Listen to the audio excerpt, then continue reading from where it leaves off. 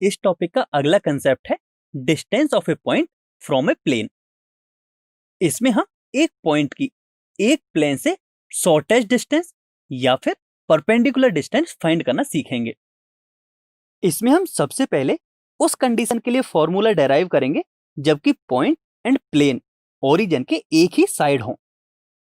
हम जानते हैं कि 3 डायमेंशनल कोऑर्डिनेट सिस्टम कुछ इस प्रकार का होता है, जिसमें माना प्लेन पाई1 यह है जो कि हमें गिवन है, एंड इस प्लेन पर ओरिजिन से ड्रॉ किया गया नॉर्मल प्लेन को पॉइंट एन पर मिलता है। अब हमें पॉइंट पी गिवन है जिसका पोजीशन वेक्टर है ए वेक्टर। अब हमें इसी पॉइंट की प्लेन पाई1 से डिस्टेंस फाइंड करनी है।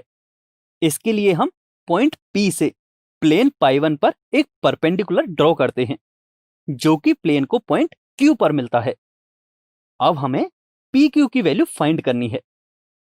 सो माना वेक्टर ओ एन का मैग्नीट्यूड डी के इक्वल है, अर्थात प्लेन पर ओरिजिन से ड्रॉ किए गए परपेंडिकुलर की लेंथ डी है, एंड एन कैप प्लेन पाई1 के लिए नॉर्मल वेक्टर ओ एन के अलोंग यूनिट वेक्टर है। तब प्लेन पाई1 की इक्वेशन को हम कुछ इस तरह से लिख सकते हैं कि vector R dot N cap is equal to D. अब हम पी क्यू की वैल्यू फाइंड करने के लिए पॉइंट पी से पास होने वाला एंड प्लेन पाई1 के पैरेलल एक और प्लेन ड्रॉ करते हैं जो कि है प्लेन पाई2। इसके लिए माना ओरिजिन से ड्रॉ किया गया नॉर्मल एन डैश पर मिलता है। अब हम प्लेन पाई2 की इक्वेशन फाइंड करते हैं।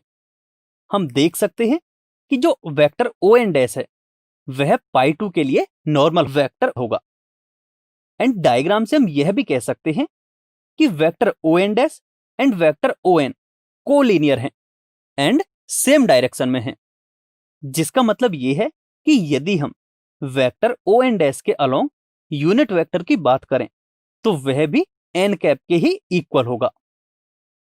अब प्लेन पाई2 की इक्वेशन फाइंड करने के लिए हम प्लेन पाई2 में एक आर्बिटरी पॉइंट आर एज्यूम करते हैं जिसका पोजीशन वेक्टर है स्मॉल आर वेक्टर। अब यदि हम point P and point R को ज्वाइन करें तो हमें वेक्टर पी आर मिलता है जो कि vector R minus vector A के इक्वल होगा। Since vector O N dash plane पाई2 के परपेंडिकुलर है, that means vector P R vector O N dash के along unit vector N cap के भी परपेंडिकुलर होगा। यहां से हम कह सकते हैं कि इनका डॉट प्रोडक्ट 0 के इक्वल मिलेगा। अब इस इक्वेशन में वेक्टर पी आर की वैल्यू यदि हम सब्स्टिट्यूट करें और इसे सॉल्व करें तो हमें इक्वेशन कुछ इस तरह की मिलेगी।